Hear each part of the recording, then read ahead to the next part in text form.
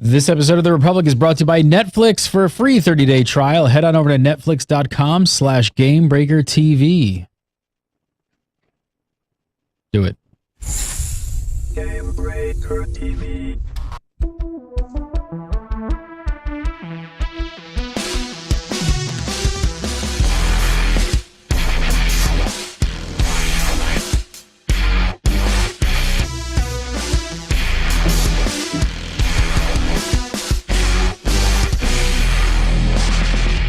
What's up, everybody? Welcome. I'm Gary Gann, and you're watching GameBreaker TV. This is The Republic, number 127 for March 4th, 2013. Coming up on today's show, positive changes in the latest patch, Smash spec nerfs, and where are all of our community managers?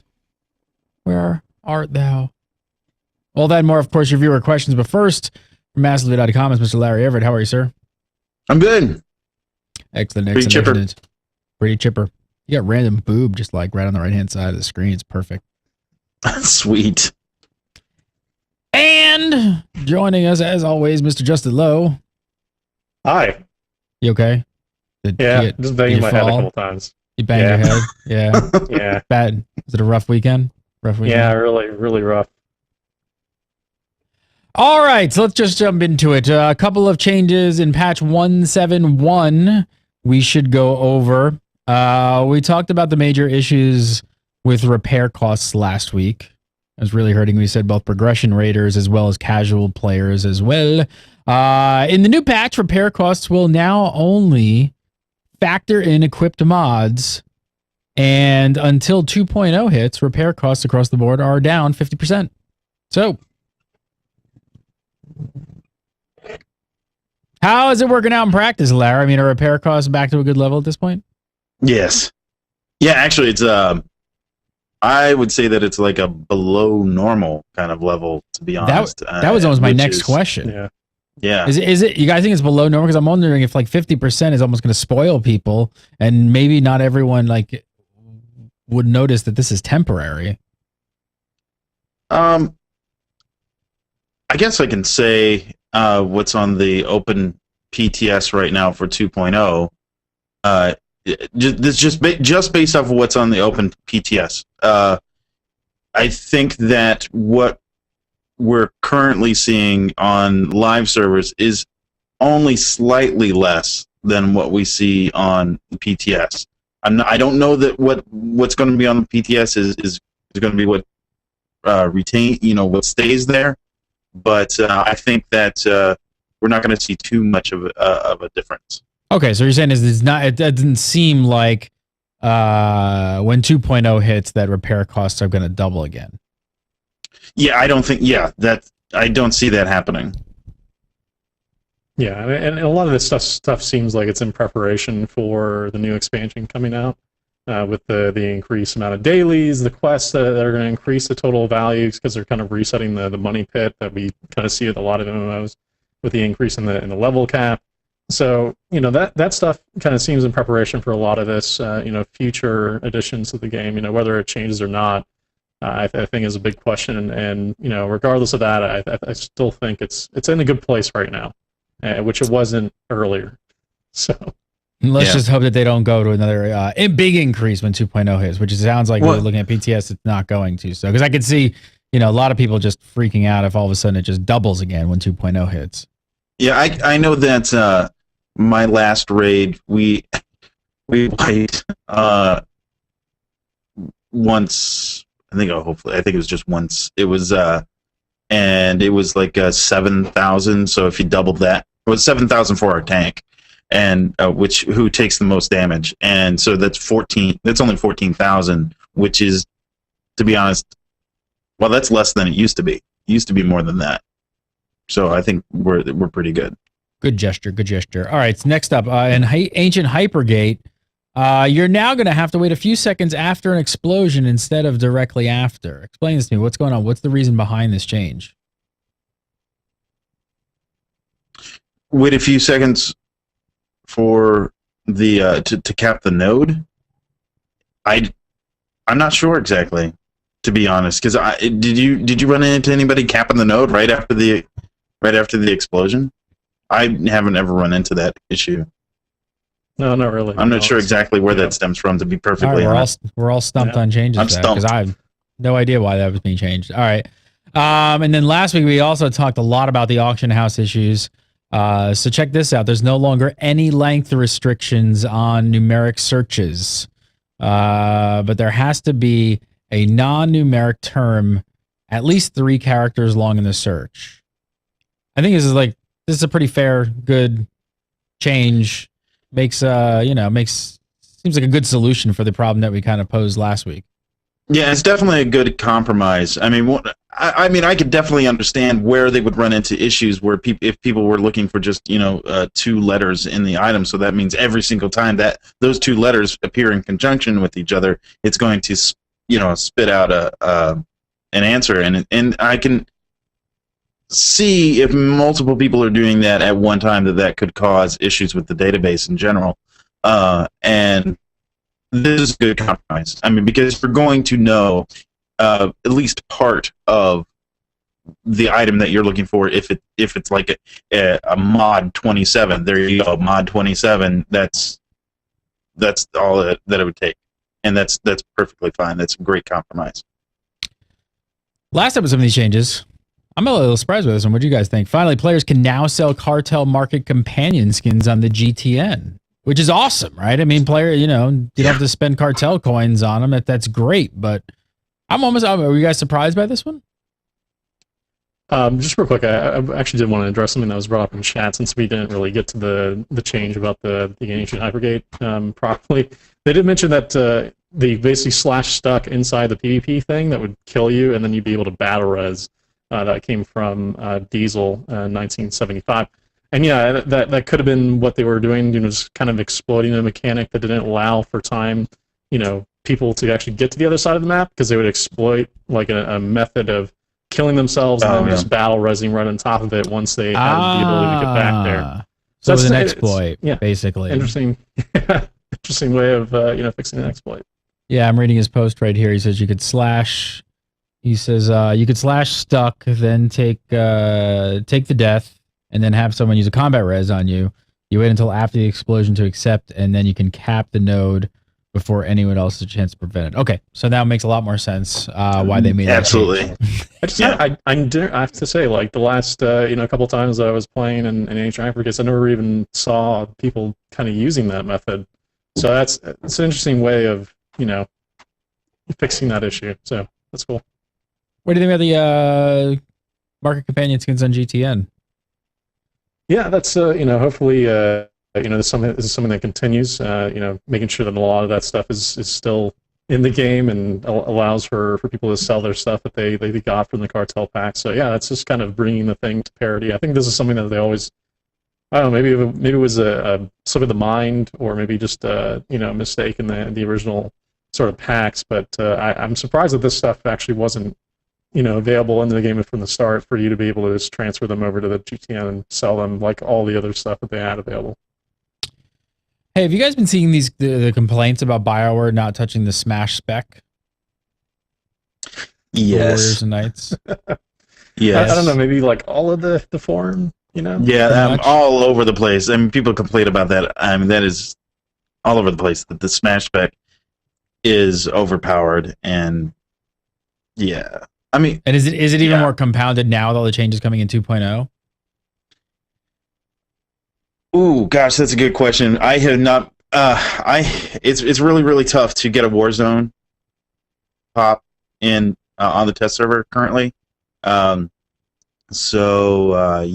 can't really answer that question appropriately, or at least accurately, and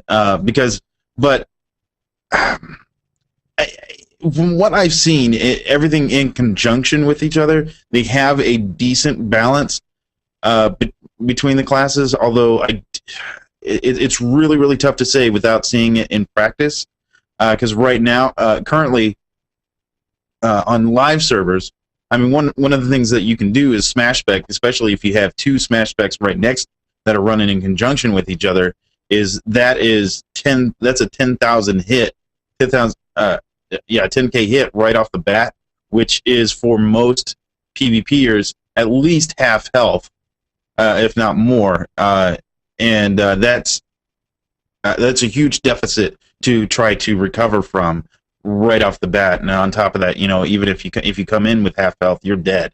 So yeah, I can understand I can understand the complaints. Yeah, frustration and complaints. Yeah, but I mean, yeah, Gaylord had mentioned this before he left about like how they address balance concerns and their methodology about how they have to look at all the aspects of the game, not just what's actually at play there.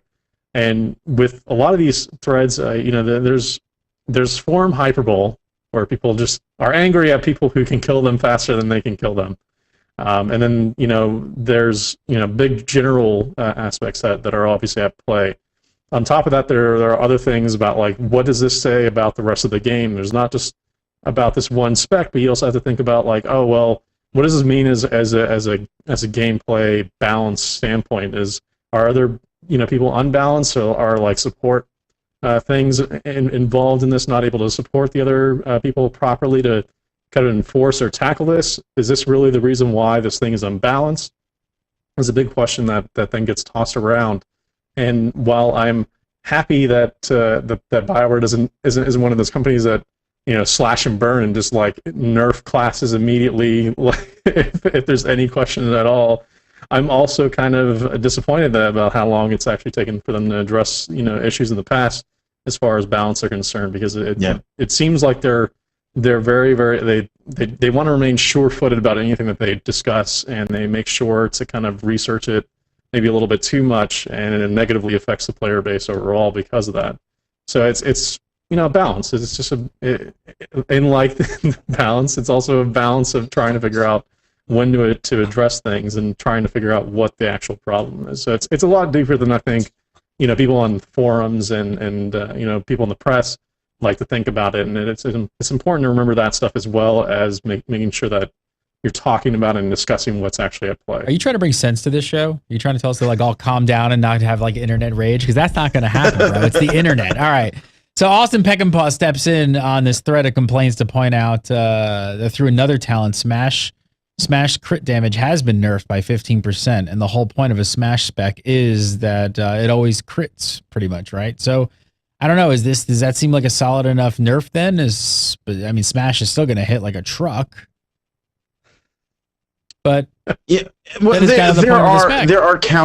thing is, there are counters to Smash spec already that are already in place. That they mentioned it even in the chat room that the bubble spec sort is the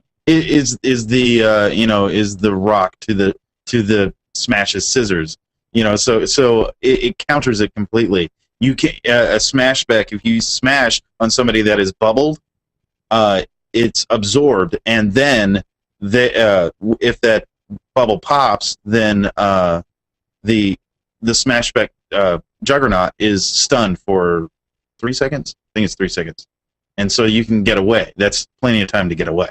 And they have, It also sounds like they were pretty open to adjusting this even further if need be.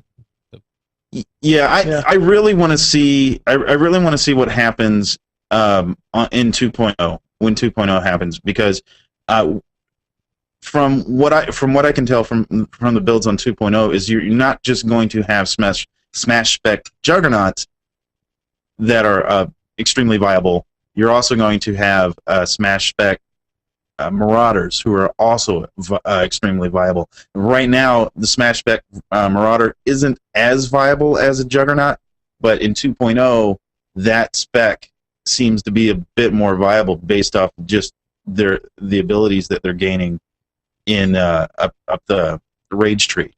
So I'll be interested to see how they're going to balance that sort of thing overall.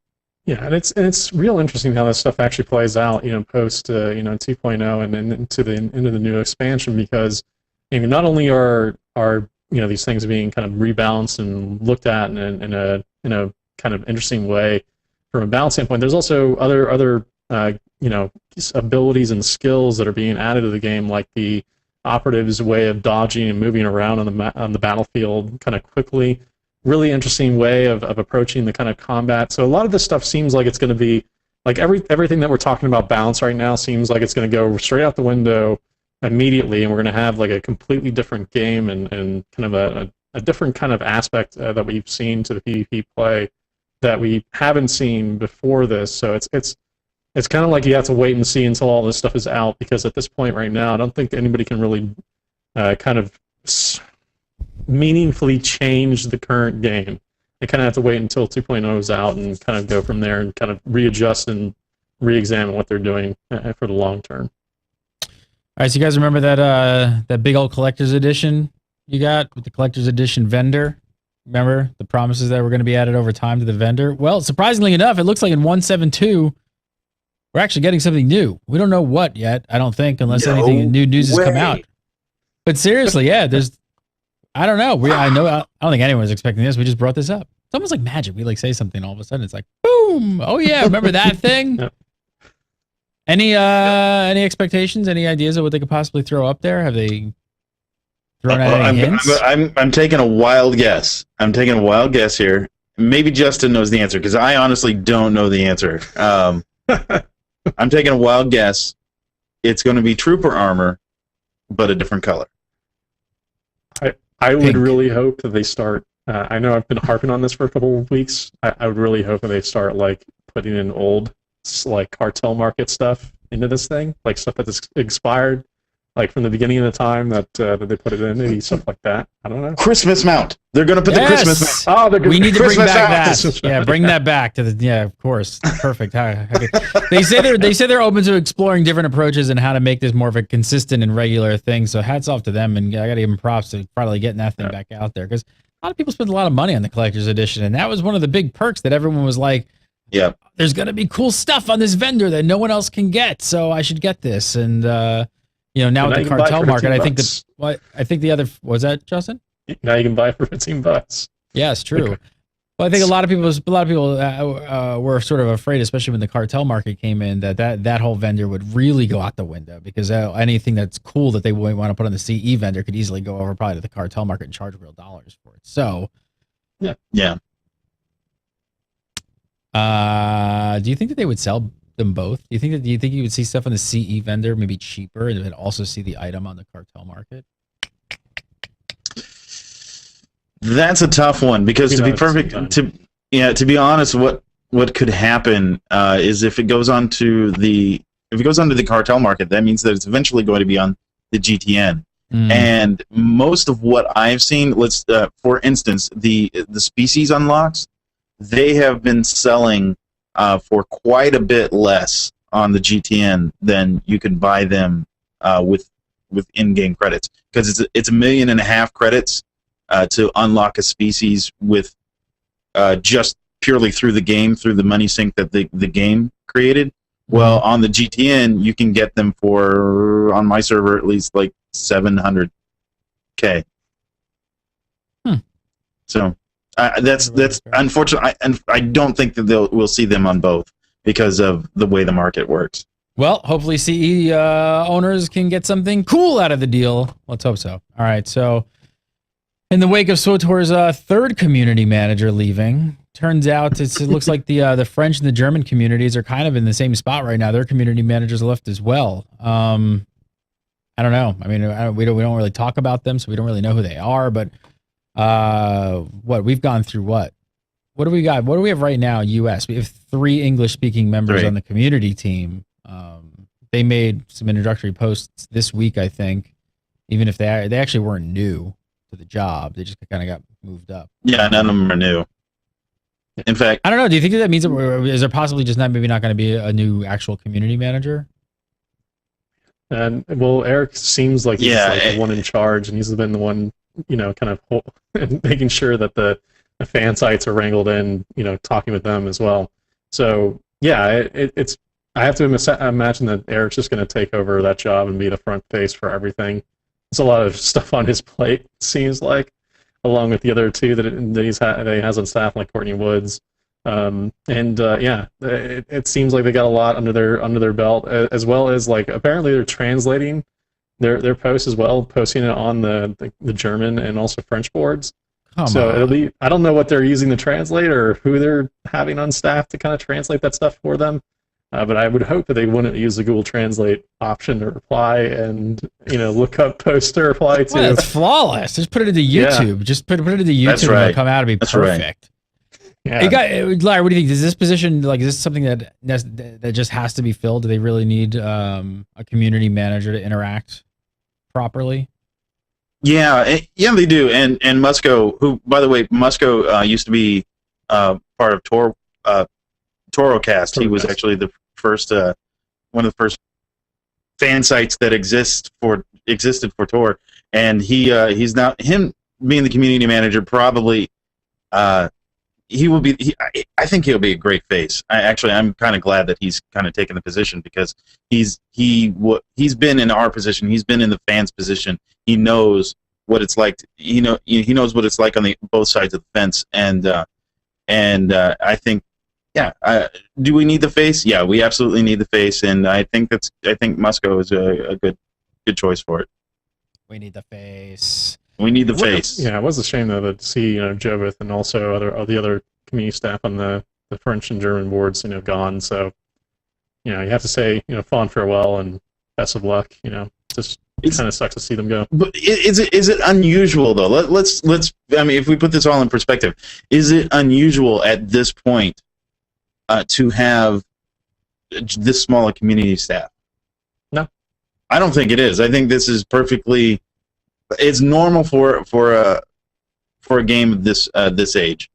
Honestly, I mean, most games of this at this time in their life, I guess, have less. Usually they're down to one community manager. So to have 3 full-time community managers is pretty good, I think. All right, let's do some viewer questions and get the heck out of here. If you guys have questions for the Republic, make sure to send them in to submit@gamebreaker.tv. And we love video questions. We don't get enough video questions on this damn show. Record yourself on YouTube. Keep it like 30, 60 seconds. Send us the link. Send it to submit@gamebreaker.tv, and we'll play it on the show and answer your question that way. We love those. Those are fun. And also keep an eye on our Facebook page. It's facebook.com/gamebreakertv. We ask for them there as well. We do some viewer questions, but really quick, I just want to tell you about the deal we got going on with Netflix. Netflix.com/GameBreakerTV is the URL you want to use. Use the URL, go over, and you could sign up free for 30 days for their streaming service. Absolutely free for 30 days. Get to check out this service. You can stream it to your iPad, your iPhone, your Xbox, your PS3, whatever you got.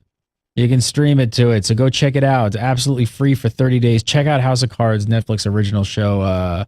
Only on Netflix, getting rave. It's an awesome show. It seriously is. If you haven't seen that show, go watch Larry it. Everett gives it how many disheveled Dallas Dickens? What was the number? 4? Yeah. Whatever 4. the top number. 4. Absolutely. Yeah. Go on over. Go to netflix.com/GameBreakerTV. Go check it out today. All right. So first up this week from Raul Vergara. He says, where do you see Old Republic going after this expansion? Improvements to the hero engine to allow mass scale battles, or the infamous space combat revamp, or maybe perhaps the elusive minigames? Justin, where do you think they're going to go? Probably space combat revamps, kind of the most interesting thing to me, at least right now. So I really want to see what this thing is about. Like that's the real thing. Is I just want to see exactly what they're doing with the space combat revamp. I'm just kind of interested to see how big of a deal this thing is going to be, and whether it actually is worth my time or not. So that's the biggest thing I'm hoping for. As far as mass scale battles, I think at this point we're probably not going to see Hero Engine get any major reworks. So for me, I just hopefully at some point we'll get something, but I don't really expect that to happen until if the game lasts long enough so that it can actually have a big revamp like Cataclysm had for World of Warcraft. So yeah, going there. I'm going to have to. I'm going to agree with Justin and say that the space combat revamp is probably the next thing on their table. And anybody who's looking for mass scale battles, I'm sorry, I don't think it's going to happen. I mean, and not because, and it has nothing to do with Hero Engine or anything as far as the engine is concerned at this point. I just think that they've kind of missed their chance as far as open world PvP is concerned. Anybody that's interested in SWTOR open world PvP is not going to come back to the game because they've had two major chances to give us open world PvP, and they kind of failed at it. And I don't think that anybody that's looking for that, you're not going to find it in this game. It's not going to happen. It's the space. All right, next up, this one from Demon Adel Winning Strom. Says, I want BioWare to recreate places from KOTOR. Do you want to revisit old places from KOTOR 1 or 2, or do you want to see new stuff which BioWare makes up? That's a good question. I really like that question. And for me personally, I would rather see some of the things that they did initially with Tor, which was and it's stuff that Daniel Erickson said, is that they said they came up with this idea that they wanted this, and so what they did is they went to canon and they went to they pulled out possibly some obscure area in canon and made it into into something of their own. So it was something in canon, like this is what they did with Voss, is that it didn't really exist in canon. It was only kind of mentioned here and there, and they've made it into its own thing. And so I would definitely like to see some KOTOR areas revisited. I mean, we already have a few of them, like Terrace and whatnot, but there's definitely some room for expansion as far as that is concerned. I would rather see them take what is existing in canon, pull it into Tor, and kind of make it their own. Yeah, the Manan planet I think would be number one, even though like from a lore standpoint, I think it's off limits right now, basically, as far as I remember past KOTOR 1 for other people outside of that. But regardless of that, like I know we said it I think 1,000 times, but I really want Pazak and also the bracing mechanic into the game, so they can bring those kinds of things over from number 1 and also 2. That'd be great. Just a thought. Just a thought For the 1,000th first time. All right, last up from Jim Benson. Jim says, I think Larry predicted that Hut Cartel would impress people in terms of the amount of content and features being added. But do you think that will hold true for the size of Mike B itself?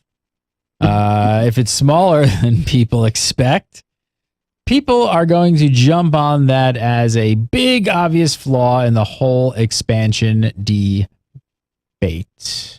Justin, I'll start with you. Yeah, I don't necessarily think the size is necessarily a big thing for me. It's more about the quality of what they're bringing, for as far as I'm concerned. So for me, I just want to see them, nail it out of the park, and hopefully as far as like the story that's actually there, maybe seeing something pretty interesting going on with that story. Though, regardless of the class story quests, which we're not getting.